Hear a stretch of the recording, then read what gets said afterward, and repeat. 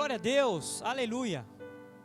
Nós estamos reunidos como povo de Deus, como a igreja do Senhor, para ouvir, para compartilhar, para que o ministério da palavra possa estar fluindo mais uma vez através das nossas vidas, e que esse ministério da palavra seja totalmente conduzido, encharcado pela unção do Espírito, e que o Espírito de Deus possa estar conduzindo todas as coisas, todas as palavras, tudo aquilo que nós iremos fazer e falar aqui nesse lugar, e através disso, eu quero tratar de uma coisa hoje, de um assunto hoje, que é um assunto que de certa forma ele já é um clichê, já virou jargão, já virou uma mentalidade estabelecida dentro do meio evangélico. Eu quero falar de duas coisas hoje, 12 assuntos que eles estão relacionados, intimamente relacionados. Eu quero falar hoje sobre o deserto e eu quero falar hoje sobre a provação. Eu quero tratar hoje sobre o deserto e sobre provação. E hoje é claro que eu não tenho nenhuma pretensão de esgotar a conversa, o tema, o assunto, mas eu quero dar um start, e a ideia é quebrar alguns paradigmas, destruir algumas mentiras, trazer luz para a verdade, trazer entendimento sobre essas coisas, porque nós aprendemos até mesmo por osmose gospel sobre deserto e sobre provação. E o crente, a maioria dos crentes que passam por uma situação que é um pouco adversa para aquilo que ele está vivendo, aquilo que ele acredita que é o certo, qualquer situação que seja de certa forma adversa, ele já coloca já um carimbão naquela situação e chama de provação, ou que ele está passando ou vivendo um deserto. E nós escutamos muitas vezes isso: ô irmão, ora por mim, eu estou num deserto, eu estou numa prova, eu estou no deserto, estou numa prova. E a leitura que nós fazemos sempre é que deserto e a provação sempre são ruins, sempre são coisas ruins. Por vezes até vinculamos isso, que essa questão até vem do inimigo, que o inimigo que providenciou isso, é o inimigo que está por trás dessa história toda. Mas nós vamos ver hoje que não é bem assim, não é bem assim. O deserto e a provação não é necessariamente coisas ruins, pelo contrário, principalmente a provação, nós vamos ver isso aqui.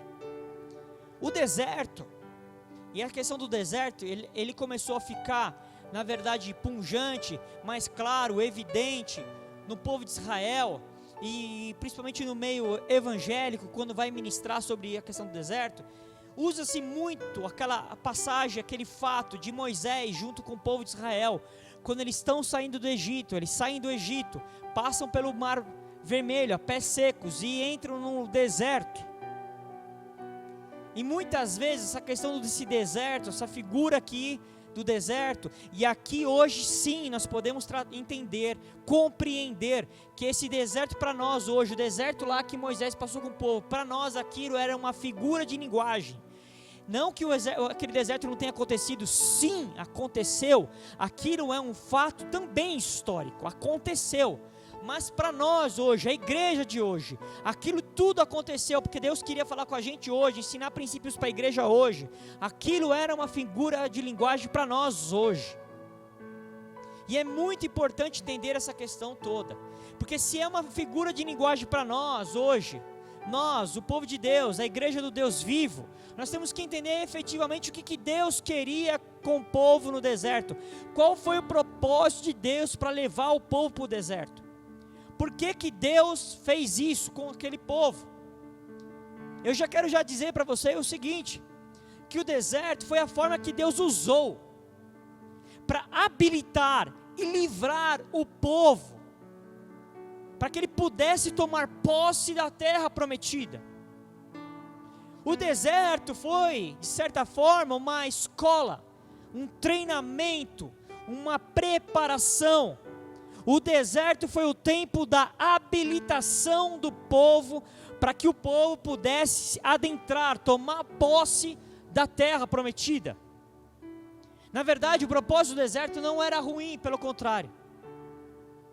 O deserto, na verdade, Deus leva o pessoal para o deserto, e lá no deserto Deus estabelece um caminho lá no deserto, porque o deserto, na verdade, foi uma forma de que Deus usou para trazer livramento para o povo. O povo sai de um tempo de escravidão no Egito, sai do Egito e vai para o deserto. Ali era o momento que o livramento estava manifesto, tinha acabado de acontecer um livramento, eles tinham sido libertos da escravidão, e o deserto foi o livramento. O deserto foi um tempo de proteção de Deus, o deserto foi o tempo de cuidado de Deus, o deserto foi um tempo de preparo. Deus usou o deserto para preparar o povo, e ao mesmo tempo que Ele estava preparando, Ele estava protegendo e cuidando. Foi no deserto que surgiu o maná. Foi no deserto que surgiu o maná. Foi no deserto que o povo era conduzido por uma nuvem pelo fogo.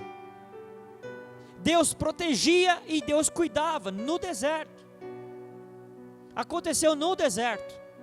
E eu quero aqui convidar você a ler comigo o que está escrito no livro de Êxodo, no capítulo 13, a partir do verso 17. Olha aqui o que diz esse texto. Êxodo 13, a partir do verso 17.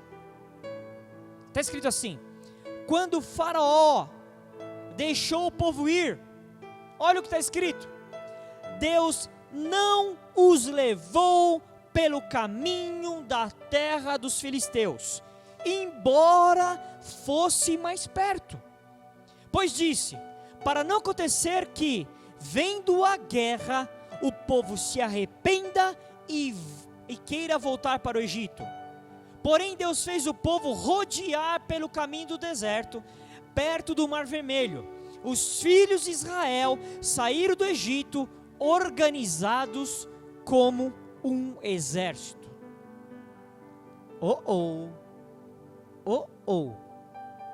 Aqui existe uma revelação de algo que Deus fez e por que Deus fez. A Bíblia diz que Deus tira o povo do Egito, quando o Faraó rompe a escravidão que o Faraó subjugava o povo, e Deus leva eles pelo caminho da terra dos filisteus. E embora esse caminho não fosse o mais perto, por que Deus fez isso?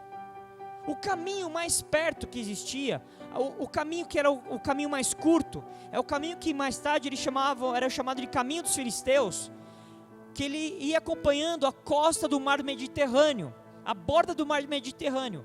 Esse caminho era o caminho mais curto, e esse caminho é mais curto até hoje. É o caminho que vai direto do Egito para a Palestina. E na época, esse caminho que ele margeava o mar Mediterrâneo, ele era protegido por uma série de guarnições militares.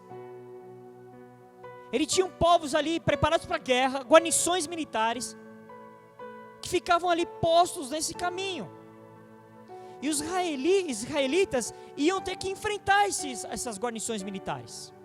Se eles fossem pelo caminho mais curto, mais direto, mais rápido, eles iam ter que enfrentar nesse meio do caminho essas guarnições militares, ou seja, eles teriam que guerrear, eles iam ter que ir para a guerra, ter um enfrentamento, se eles seguissem essa rota. Para você ter ideia, essa rota, se fosse feita por eles diretamente, imaginando que era um povo muito extenso, milhões de pessoas, os estudiosos dizem que mais ou menos 3 milhões de pessoas, esse caminho mais curto, que era essa saída ali do Egito, quando eles passaram pelo Mar Vermelho, até ali onde o propósito deles que era chegar na terra de Canaã, esse caminho tem mais ou menos 240 quilômetros, mais ou menos. Esse povo inteiro levaria algumas semanas para chegar, no máximo, por causa da quantidade de pessoas, e eles vinham com os rebanhos, tudo no máximo, em um mês eles chegariam na terra prometida. E Deus não permite que eles vão para esse caminho, porque Deus, sabendo que eles ainda não estavam preparados, habilitados para a guerra, apesar de estarem se organizando como exército, eles ainda não estavam prontos, habilitados, eles não tinham enfrentado ainda uma guerra, eles tinham ficado 400 anos no Egito, escravos. Então Deus, sabendo disso e na sua soberania, Deus conduz eles num outro caminho mais longo. Para quê? Para que eles pudessem ser protegidos, guardados, sofressem um livramento. Isso aqui já tem uma figura de linguagem para nós hoje. Às vezes, o propósito de Deus nas nossas vidas, ele não acontece muito rápido como nós queremos e pensamos e imaginamos. Por quê? Porque Deus, na sua soberania, sabendo o que Ele quer e o que você vai enfrentar, Ele sabe que se você tiver que alcançar o propósito no caminho mais curto, mais rápido, você vai se perder no meio do caminho. Você não vai saber enfrentar você não vai aguentar a guerra, o afronte, as ofensas, aquilo que você vai receber, você vai sucumbir. Por isso que Deus, por vezes, Ele vai e faz um caminho mais longo com a gente. Mas às vezes nós não entendemos isso. O que nós fazemos? Murmuramos, reclamamos, ou esmurecemos, ou fraquejamos, ou retrocedemos. Aqui, a Bíblia diz aqui para nós aqui, que Deus fez isso para que o povo não olhasse a guerra, eles vissem aquilo lá, ficassem com medo e se arrependessem e quisessem voltar para o Egito. Muitos crentes fazem isso. No momento da adversidade, no momento da afronta, no momento da guerra, olha o tamanho do monstrengo e voltam para o Egito. O Egito, a linguagem aqui que nós podemos usar também, não é só, mas a linguagem aqui, nós podemos usar essa linguagem que volta para o mundo, volta para o erro, volta para a escravidão, volta para o pecado. E aí se perdem no processo. E a Bíblia fala no verso 18 que nós lemos: porém Deus fez o povo rodear o caminho do deserto. O povo, eles haviam sido libertados da escravidão, e no deserto, lá no deserto, nesse tempo que eles ficaram no deserto, o que acaba acontecendo com eles no deserto? No deserto, presta atenção, no deserto, e foi no deserto que Deus mudou a identidade do povo de Israel. O povo de Israel no deserto é chamado por Deus o povo de Deus. Esse grupo de pessoas, no deserto, eles recebem uma nova identidade em Deus. Não é algo individual, foi um tratamento coletivo, um povo, pessoas. Deus agora chama aquelas pessoas, não de escravos, não de um povo escravo, inferior, menor, não. A partir do deserto, aquele povo é chamado de o povo de Deus. Deus muda a identidade do povo. Mas muitos crentes querem fugir do deserto. E Deus, por vezes, está nos conduzindo ao deserto, porque Deus quer tratar conosco, mudar a nossa identidade e implantar em nós a identidade dEle. Porque esse povo precisava mudar a sua identidade, e a mudança de identidade mudava a mentalidade, porque só com essa mudança de identidade e de mentalidade, eles poderiam entrar na terra prometida. Por quê? Porque apesar de ser sim a terra prometida, ser uma terra sim boa, ser uma terra sim que manava leite e mel, ser uma terra maravilhosa, era uma terra que tinha gigantes, era uma terra que tinha um povo inimigo. Lá sim, eles iam ter que enfrentar as guerras. Se você ler o livro de Josué, você vai ver que eles enfrentaram guerra sobre guerra, guerra sobre guerra. Lá sim era o momento, lá era o propósito. Mas o tempo da preparação era o deserto. O deserto serviu para habilitar o povo. Mas o povo não entendeu. Murmuraram. Reclamaram. E chegou uma hora que Deus se cansou, se irou. E Deus disse para eles assim: nenhum de vocês vai entrar na terra prometida, a não ser os meus servos, Josué e Calebe. Uma geração inteira se perdeu no deserto, porque não entendeu o processo do deserto. Uma geração inteira teve que morrer. Essa peregrinação do deserto durou 40 anos, um caminho que duraria um mês, dura 40 anos, porque o povo não entendeu o processo do deserto. Qualquer situaçãozinha adversa, lembrando que a situação adversa que eles enfrentavam no deserto eram situações naturais. Água, comida, situações naturais. Mesmo Deus cuidando, mesmo Deus se manifestando, mesmo Deus fazendo tudo o que fez, e nem quero compartilhar aqui hoje sobre essas coisas, o povo via aquilo e não entendia, reclamava, murmurava, não brinco mais esse negócio de ser povo de Deus. Por causa disso se perdeu uma geração inteira no deserto. Só Josué e Calebe e os filhos dessa geração que entraram na terra prometida. Não entenderam o que Deus queria fazer com eles no deserto. Olha o que diz Deuteronômio, capítulo 8, a partir do verso 2. Olha o que está escrito. Aqui, nós já estamos no momento de que o povo já tinha passado por os 40 anos do deserto. E aqui olha o que está escrito. Lembre-se de todo o caminho pelo qual o Senhor seu Deus os guiou no deserto. Durante esses 40 anos. Por que ele acabou fazendo isso? Para humilhar vocês e para pôr vocês à prova. Para saber o que estava no coração de vocês. Se guardariam ou não os seus mandamentos. Ele humilhou vocês, ele os deixou passar fome. Ele os sustentou com maná, que vocês não conheciam e que nem os pais de vocês conheciam, para que vocês compreendessem que o ser humano não viverá só de pão, mas de tudo que procede da boca do Senhor.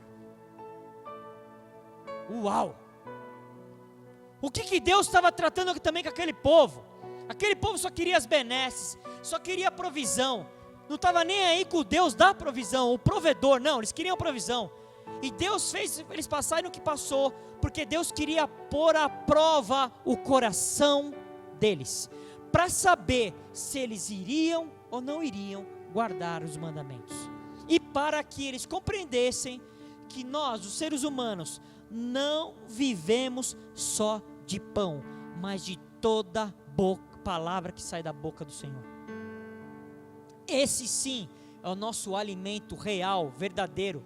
O nosso alimento espiritual é aquele sim que sustenta. Sim, o pão é necessário, sim, a Bíblia fala aqui, não só de pão, mas eles queriam só o pão aqui, leia-se, compreenda que o pão aqui não é o pão literal somente, mas o pão aqui é a provisão, é os recursos naturais, tudo que é natural, representa aqui. O que Deus está falando para nós? Aqui, hoje aqui, dezembro de 2020, no meio da pandemia, o que Deus está falando para nós hoje?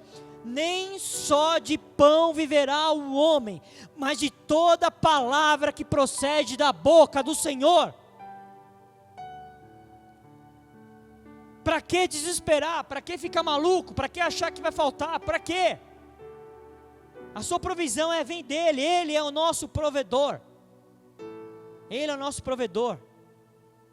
Nós somente demonstramos a nossa fidelidade a Deus quando passamos pela prova. A prova é o teste. A prova é a oportunidade que Deus nos dá para que a gente passe por um processo, para que no final a gente saia de lá aprovado. Aprovado. É uma oportunidade que Deus nos dá para que a gente saia no final desse processo aprovado, maior, no sentido de conhecimento, de entendimento, mais maduro, mais firme, mais convicto da fé. A prova não vem para nos destruir. A prova não vem para nos derrubar. Não é esse o propósito da prova. A prova vem para conhecer, para revelar o nosso coração. E a pandemia, fazendo uma leitura, uma figura de linguagem também com isso, que também vamos entender que a pandemia é um tipo de prova, está revelando o coração de muitos.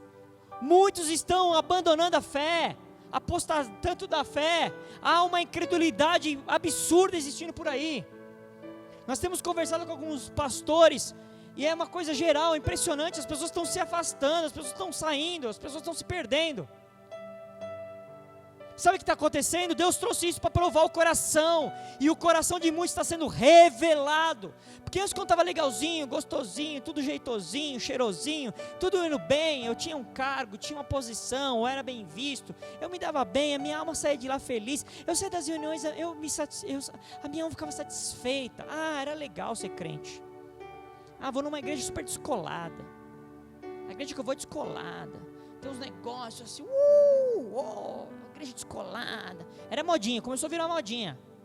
Aí Deus falou assim, peraí, deixa eu botar uma provinha, para ver onde está o coração desse povo. Pandemia, aí começou um para cá, perto para lá, e está se perdendo por aí, porque na verdade nunca foram, e eu vou falar mais aqui, pode parecer duro, mas é uma realidade. Muitos, na verdade, nunca haviam nascido. Muitos estavam acostumados com a religião, simpatizantes com a coisa, frequentadores de uma igreja, mas nascidos de novo. A prova veio para revelar corações. No livro de Tiago, no capítulo 1, olha o que diz Tiago, capítulo 1, a partir do verso 2. Tiago, Novo Testamento, Tiago, capítulo 1, a partir do verso 2. Aqui, uma palavra para nós. Ele começa o versículo dizendo assim: meus irmãos, tenho por motivo de grande tristeza. É assim que está escrito na sua Bíblia aí?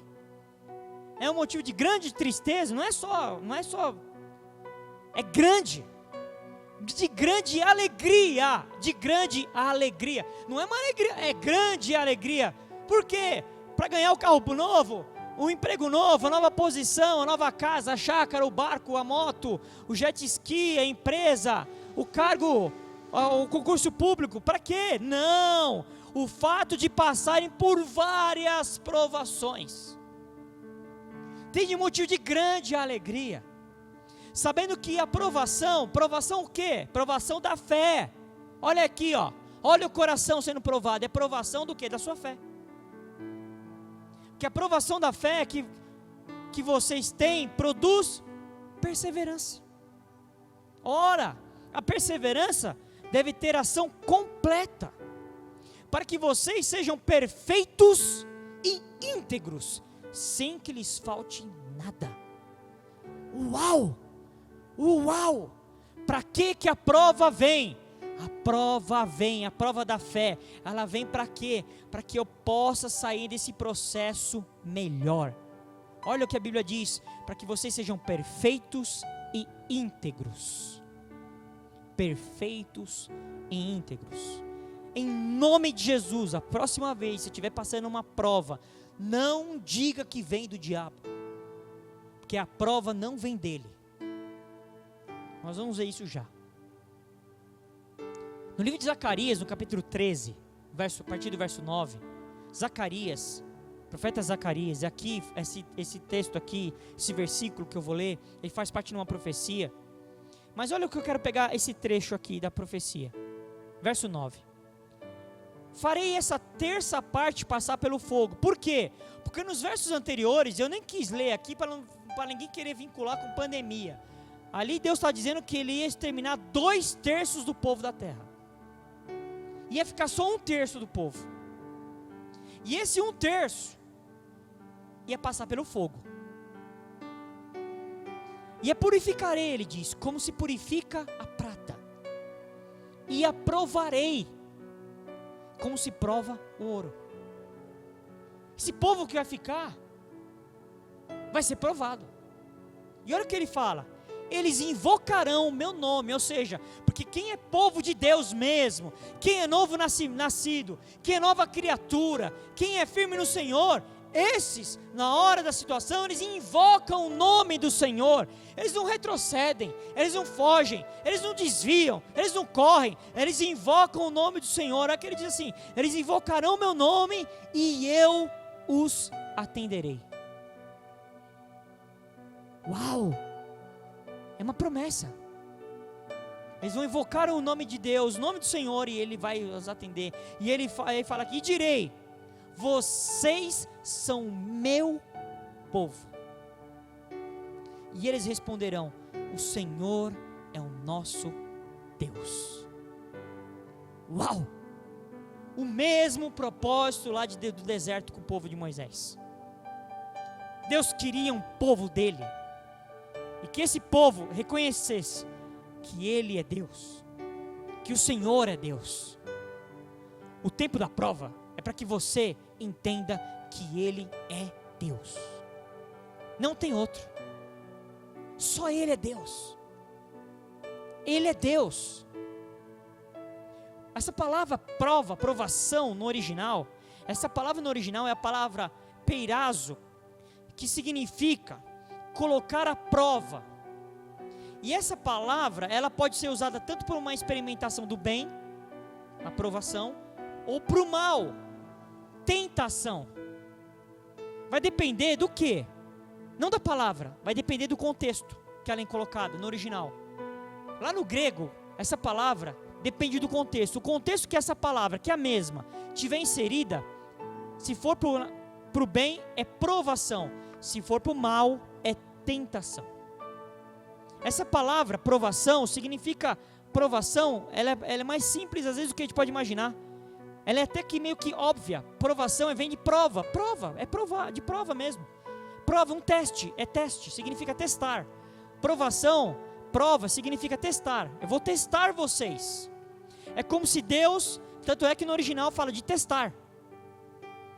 É como Deus testando a gente.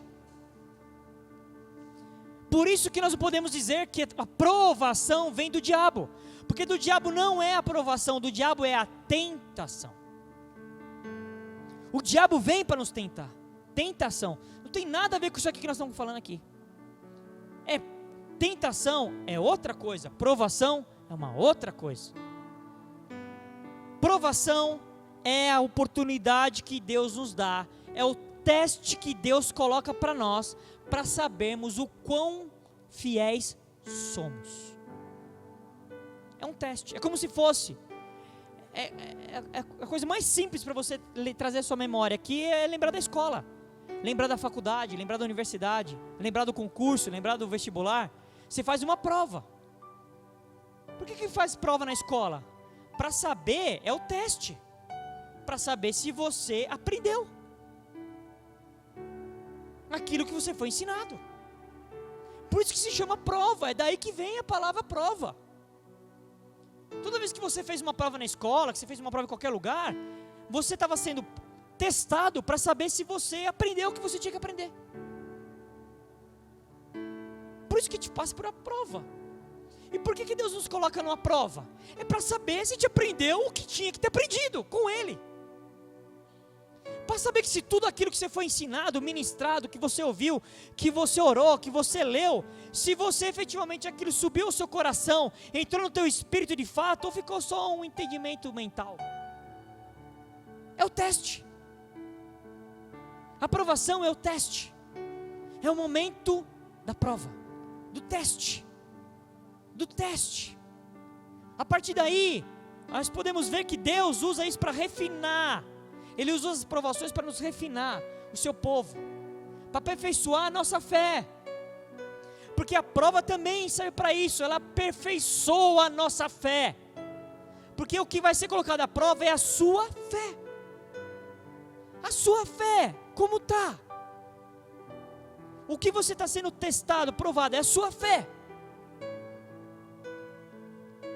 Para alinhar, para resolver alguns conflitos nossos internos, algumas corrupções de mente, algumas impurezas para que sejam extirpadas de nós, para mudar, remediar, para alinhar algumas visões erradas, para nos permitir ser purificados, porque ele faz essa figura de linguagem. Ele fala que a prova vai ser, o povo vai ser provado como o ouro é provado com fogo, porque para você deixar o ouro mais puro ainda, o ouro precisa passar pelo fogo.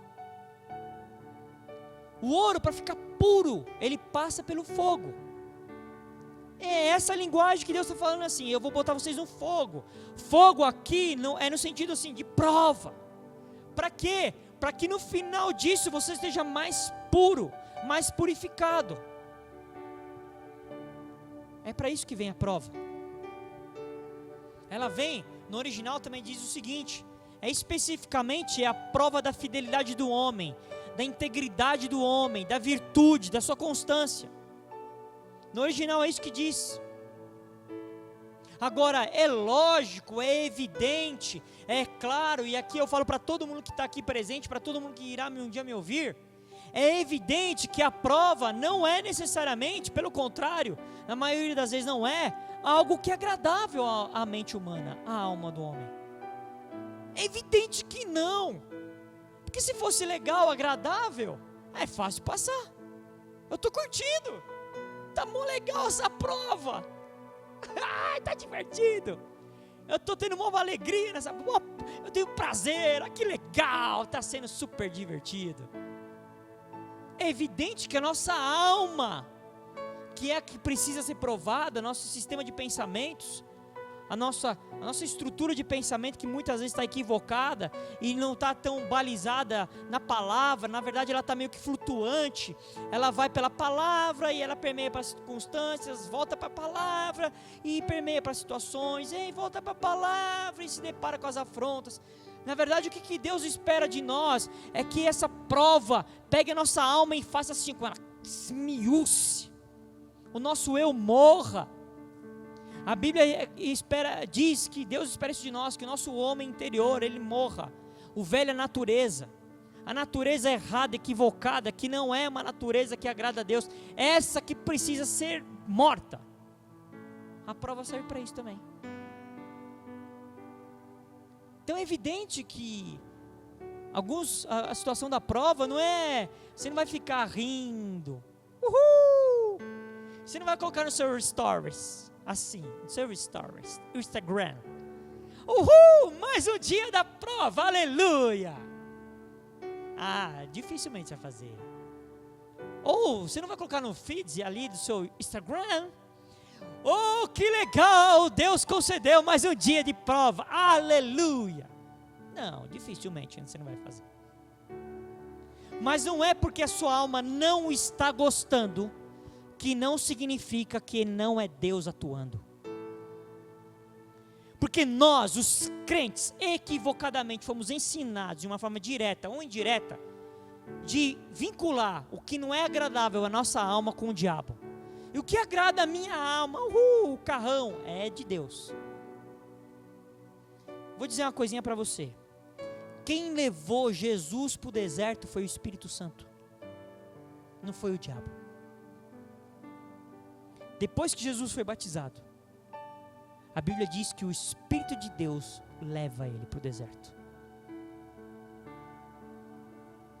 Quem levou Jesus para o deserto foi o Espírito Santo. Para o deserto. Quem quer levar você para o deserto, meu amado, minha amada, é o Espírito Santo. Mas lá no deserto, às vezes, o diabo vai querer colocar você em cima de um monte. Porque foi isso que ele disse para Jesus: sobe naquele monte, olha lá, eu vou te dar tudo isso daí. Quem quis colocar Jesus lá em cima foi o diabo. Então essa é a questão que nós precisamos entender, trazer à luz o nosso entendimento. A prova é Deus nos aperfeiçoando, Deus tratando conosco.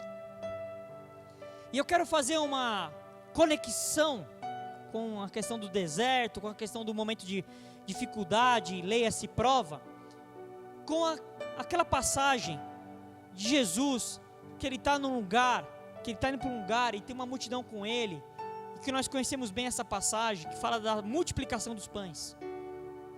Eu quero convidar você a ler Mateus capítulo 14. Mateus, Novo Testamento, Mateus, primeiro livro do Novo Testamento. Mateus capítulo 14, a partir do verso 13. Mateus 14, a partir do verso 13. Olha o que está escrito. Jesus, ouvindo isto, retirou-se dali no barco, para um lugar deserto. Olha para onde ele foi. Para um lugar deserto. À parte, sabendo as multidões, vieram da cidade seguindo por terra. Desembarcando, viu Jesus uma grande multidão. Compadeceu-se dela e curou os seus enfermos. Ao cair da tarde, vieram os discípulos a Jesus e lhe disseram: o lugar é deserto, e vai adiantada a hora. Despede, pois, as multidões, para que, indo pelas aldeias, comprem para si o que comer. Jesus, porém, lhes disse: não precisam retirar-se, dá-lhe vocês mesmos de comer. Mas eles responderam: não temos aqui, senão somente isso, 5 pães e 2 peixes. Então ele disse: trazei-mo. E tendo mandado que a multidão se assentasse sobre a relva, tomando os 5 pães e os 2 peixes, erguendo os olhos ao céu, os abençoou. Depois, tendo partido os pães, deu-os aos discípulos e esses às multidões. Todos comeram e se fartaram. E dos pedaços que sobejaram, recolheram ainda 12 cestos cheios. E os que comeram foram cerca de 5.000 homens, além de mulheres e crianças. Uau! Deus fez algo através da vida do seu filho Jesus. Jesus tinha ido para um lugar deserto. A multidão ficou sabendo que ele estava indo para lá. A multidão foi atrás dele. Quando ele desembarca, tinha uma multidão. E aí Jesus, primeira coisa que Jesus trata, mas você vai perceber que ninguém quase fala disso. Dificilmente alguém, quando ministra esse texto aqui, trata disso. Na verdade, parece que essa situação aqui passa desapercebida assim. Mas a primeira coisa que Jesus faz, a Bíblia diz que ele curou todos os enfermos. Todos os que estavam com algum tipo de enfermidade, a Bíblia diz que Jesus cura. Jesus curou todos. Jesus curou todos os enfermos. Será que esse aqui não é efetivamente um milagre?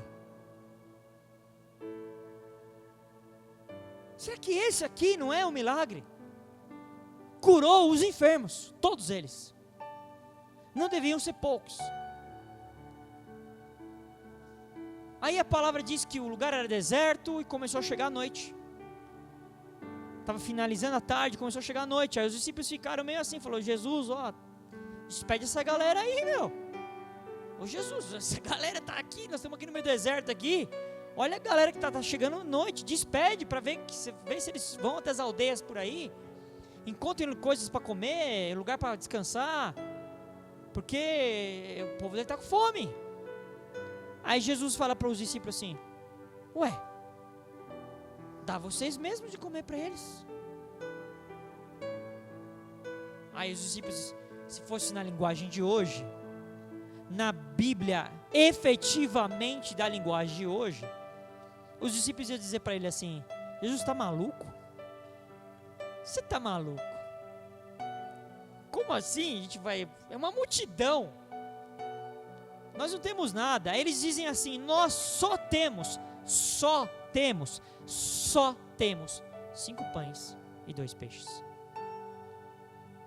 No deserto. Para alimentar uma multidão. Primeira coisa que eu quero falar para você no deserto: quanto mais adversa estiver a situação, quanto mais adversa estiver a situação no deserto, mais perto está a resposta. Mais perto está o milagre. Quanto mais adversa tiver a situação que você está passando, mais próximo está o milagre. Isso nós precisamos entender. Porque muitos às vezes se perdem aí. Quando a situação aperta de fato, ao invés de continuar firmes na fé, retrocedem, amaldiçoam, esmurecem, fogem. Mas aí Jesus pergunta: o que vocês têm?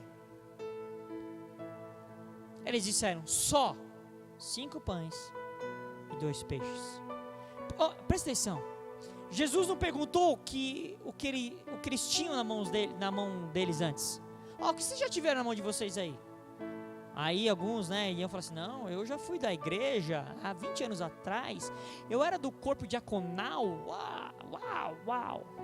Jesus também não pergunta assim: o que você vai fazer daqui a 10 anos? Aquelas perguntas que a gente ouve em entrevista de emprego. Onde você se imagina estar daqui a 5 anos? Não. Jesus perguntou para eles, e Jesus está perguntando para nós hoje aqui: o que você tem na sua mão? O que você tem na sua mão? Aquela oração que a gente denominou como a oração do Pai Nosso, porque a Bíblia não diz isso, mas nós aprendemos que esse é o nome dela. Diz assim, uma das partes da oração: o pão nosso de cada dia, dai-nos hoje. Não é dai-nos amanhã, dai-nos hoje. Quando os discípulos falam para Jesus: nós só temos 5 pães e 2 peixes, sabe o que Jesus diz para eles? Me traga. Muitos aqui estão desesperados, porque só tem 5 pães e 2 peixes. Leia-se isso como a situação que você está passando.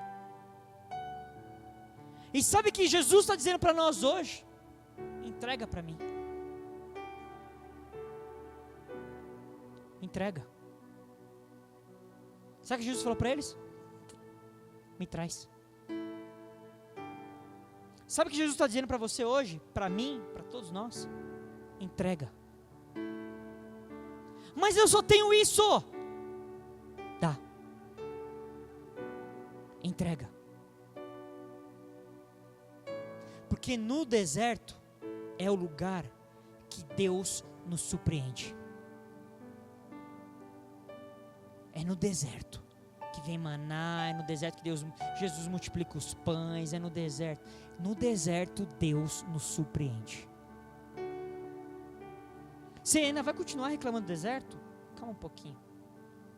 Milagre, aquela multidão, porque eles foram atrás de Jesus no deserto.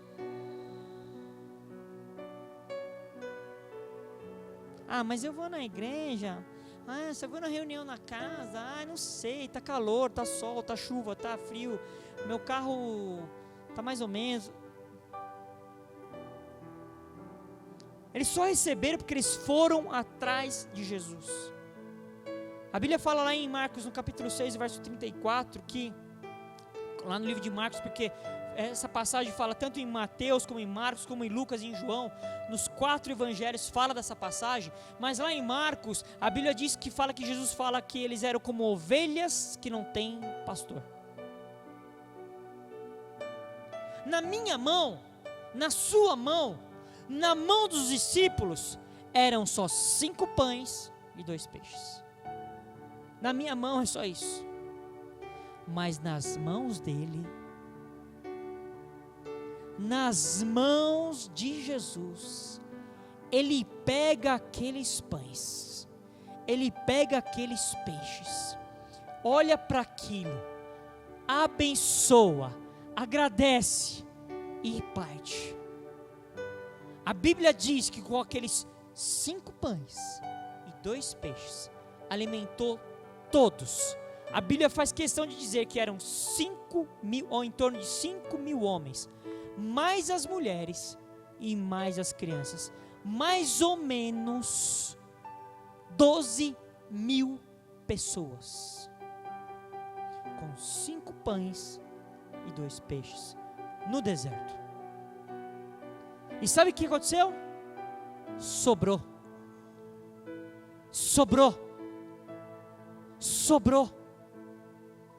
Eu não sei se você entendeu. Sobrou. Depois que todos se fartaram, a Bíblia diz. Todos, não é que pegou um pedacinho, tá um pedacinho aí, põe na garganta e vê se rola. Não, se fartaram. Depois que todos se fartaram, recolheram o que sobrou. No deserto. Nós temos que colocar o que nós temos nas mãos dele. O menino, que era um menino que tinha esses 5 pães e 2 peixes, a Bíblia não diz o nome dele, era um menino. O menino que tinha os 5 pães e 2 peixes, a Bíblia não diz em nenhum momento que ele relutou em dar. Ele podia chegar para os discípulos: não, eu vou dar não, é só isso que eu tenho. Não, a Bíblia não fala nada sobre isso. E o menino entregou tudo que ele tinha. E aí, vamos fazer uma leitura, uma figura de linguagem aqui, e a igreja inteira foi abençoada por aquilo que aquele menino entregou. Porque aquele menino deu tudo o que ele tinha, o povo inteiro foi abençoado. E sabe o que aconteceu também antes de fartar as pessoas? E aqui eu vou falar para vocês, principalmente no meio da pandemia, da maluquice, antes de chegar a bênção, antes de comer e se fartar, antes de acontecer o milagre, Jesus mandou se assentar. Sabe o que ele está falando para nós? Aquieta. Calma. Descansa. Calma. Se assenta. Sabe o que Deus está falando para nós? Aquieta a sua alma. Se assenta. Desfrute do milagre. Coma. Participe. Se farte. Mas quem de fato foi ministrado com esse evento aí?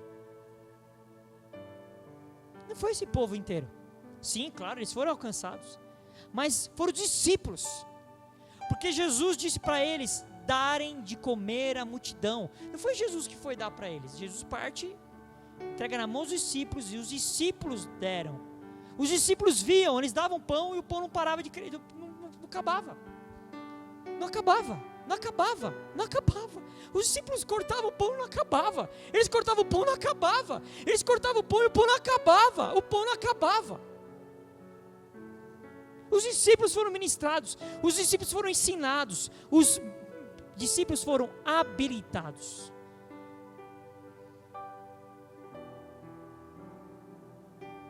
Lá no capítulo 6 de João, estou terminando, que trata dessa passagem, Jesus ali, quando ele está tratando essa passagem, ele diz assim: eu sou o pão da vida. Eu sou o pão da vida. Não é isso que você tem que se apegar, não é no milagre, não é no pão que eu dou para você, porque eu sou o pão da vida. Quem que ia distribuir o pão da vida que não cessava? Os discípulos. E quem são os discípulos de Jesus hoje? Nós, a igreja. Nós temos que partir o pão e alimentar o povo. Mas o povo, como aconteceu lá no deserto com Moisés, não havia compreendido que o ser humano não viverá só de pão, mas de toda palavra que procede da boca do Senhor. Jesus é o pão da vida, que nos alimenta no deserto. Fora do deserto, também. Então o deserto não é um lugar tão ruim assim. E a prova não é um lugar da vitimização, não é um lugar do escárnio, não é um lugar do desespero, não é um lugar da incredulidade, da apostasia, A prova é o lugar de, no final, eu sair de lá aprovado. Que você possa compreender que o deserto é o lugar que Deus testa nosso coração e que Ele usa a prova para entender o que está lá dentro e que a gente possa sair disso aprovado, em nome de Jesus.